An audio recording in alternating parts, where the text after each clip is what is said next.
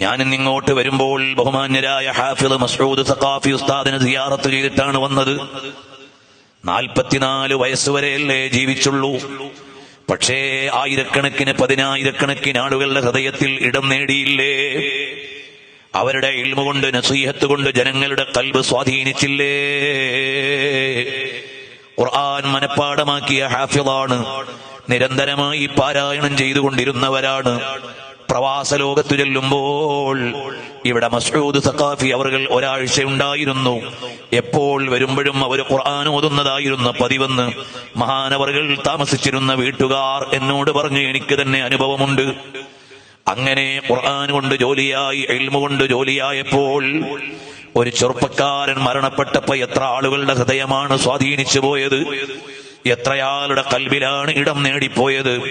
ഈ വരുന്ന വെള്ളിയാഴ്ച അവരുടെ അനുസ്മരണമുണ്ട്. അതിൽ കഴിയുന്നവരൊക്കെ പങ്കെടുക്കണമെന്ന് ഞാൻ ഓർമ്മപ്പെടുത്തുകയാണ്. നമ്മുടെ ജീവിതം അല്ലാഹുവിന്റെ റിളയിലായാൽ മരണം കൊണ്ട് മരിക്കൂല.